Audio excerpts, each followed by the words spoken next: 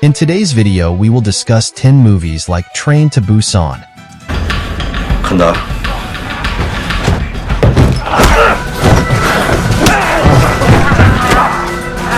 At number 1 we have Peninsula. 살고 싶으면 타요.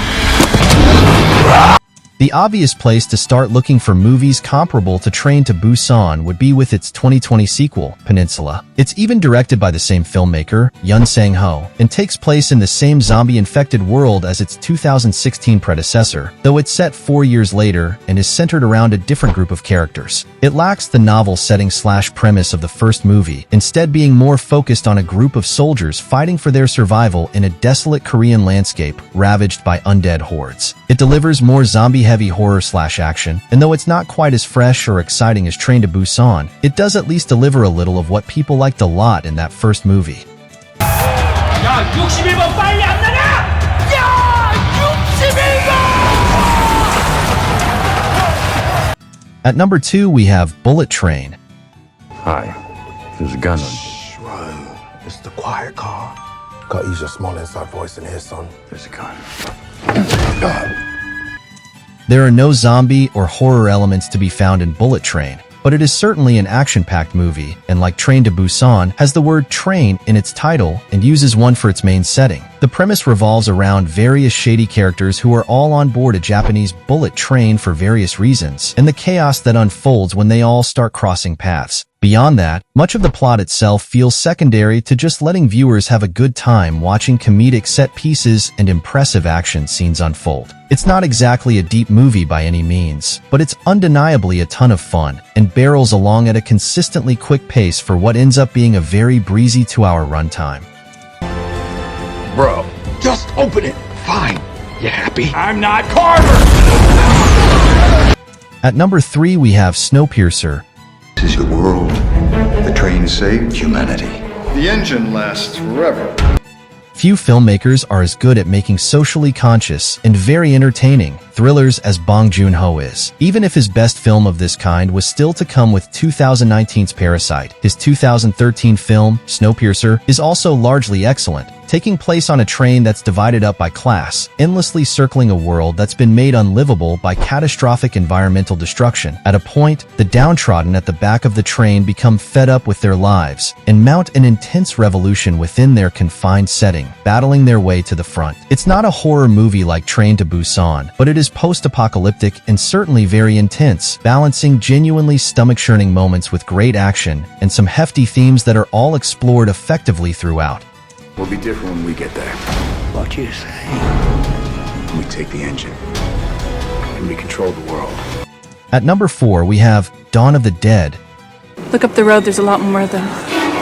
Why are they coming here? Maybe they're coming for us.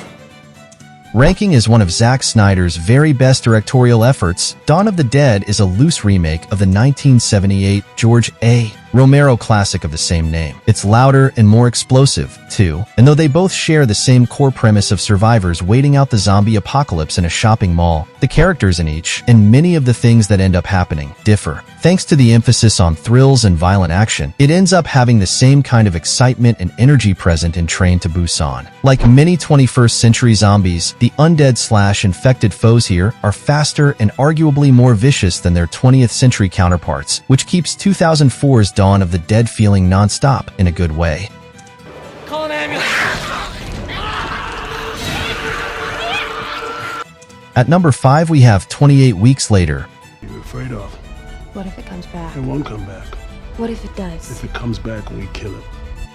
Just as 1978's Dawn of the Dead got an action-packed makeover with the 2004 movie of the same name, 2002's 28 Days Later was given a sequel in 2007 that felt faster and more action-heavy. That movie was 28 Weeks Later, and it took place after the first, as the title suggests, though it followed a different group of characters. If there's one criticism of 28 Weeks Later, it's that the faster pace and greater emphasis on action come about largely because the characters are quite stupid at times, making certain plot beats feel unfortunately contrived. Some character decisions could prove to be a hard-to-overcome hurdle for certain viewers, but approaching 28 weeks later anticipating this means it's possible to recalibrate one's brains, in a way that makes things go down smoother.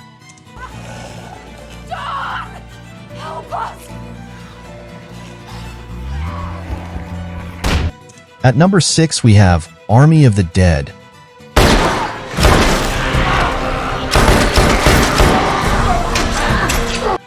"17 years after his Dawn of the Dead remake, Zack Snyder confidently returned to the zombie genre with 2021's Army of the Dead. Despite the similar title, it was neither a direct nor spiritual sequel to his 2004 film, instead focusing on a different kind of zombie outbreak and a group of survivors who plan a heist within a quarantine zone inside a zombie-ridden Las Vegas. It's a somewhat divisive movie and does feature some questionable writing/visual choices that won't be to everyone's liking. However, it's worth watching for the novelty of seeing a violent and action-packed heist story play out within a zombie movie, with Army of the Dead being a novel mashup of genres that proves to be, for the most part, good, dumb fun.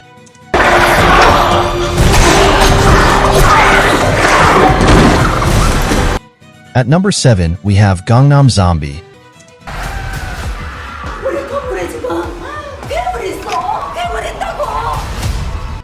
Gangnam Zombie, likely because it's such a new zombie movie. The movie takes place just before Christmas when two men break into a shipping container and one of them is infected from a scratch by a cat. That scratch leads to the man wanting to consume raw meat and then human flesh. Every human he bites turns into a zombie, including those at an online streaming firm that has been struggling to find success. Two of the employees go on a journey of survival throughout the movie, struggling to make it out of the building and the neighboring parking garage.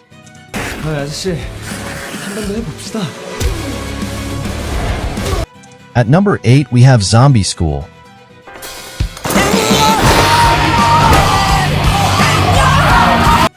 If The Breakfast Club's dysfunctional students and the faculty students against body snatch teachers' mentality were combined into a zombie movie, it would be something like Zombie School. Like many of the newer zombie television series in South Korea, Zombie School takes place in a high school. In this case, however, it's not set in one of the highly competitive academic settings that so many teen shows are known for. Instead, Zombie School takes place in a school for dysfunctional teens that typically has a more laid-back atmosphere. The teens are forced to band together and find common ground when their teachers begin to turn into zombies. One interesting point, the teachers become zombies when they're bitten by pigs that were buried on the school grounds. It's certainly a twist on how the zombie virus usually starts.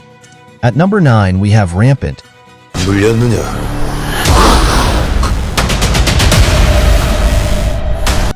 In Sung-hoon Kim's period-set zombie film Rampant, dynastic Korea finds itself under a ruthless attack from an army of bloodthirsty ghouls. The story revolves around Lee Chung-hun-bin, the prince of Joseon who is kidnapped by the powerful Ching family with plans to appoint him the new crown prince. As Lee Chung spars with Kim Ja-joon, the Joseon Minister of War, a relentless attack of gory, night demons threatens to annihilate the entire region. Though the movie wasn't as big a hit as its ambitious scale implied it would be, it remains an epic example of how South Korea has put its own unique spin on zombie fiction.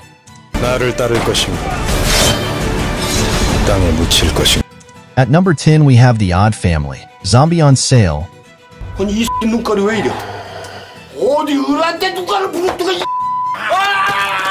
Shaun of the Dead has made zombie comedies a big part of the genre, and one of South Korea's best attempts at this is The Odd Family, Zombie on Sale, sometimes simply titled Zombie for Sale, directed by Lee Min-jae, which adds a memorable degree of quirkiness into the mix. The Odd Family revolves around the Park family as their lives are upended when the elderly patriarch suffers a sudden zombie bite. When the family learns the zombie was created due to an illegal experiment conducted by a corrupt pharmaceutical company, the Park family attempts to use the experiments for their own financial gain. It's a great twist on the usual tracking of the zombie infection. With a high rating from critics, it sits above most South Korean zombie movies to rest just under the real masterpieces of the genre. That's all for today. We will see you next time.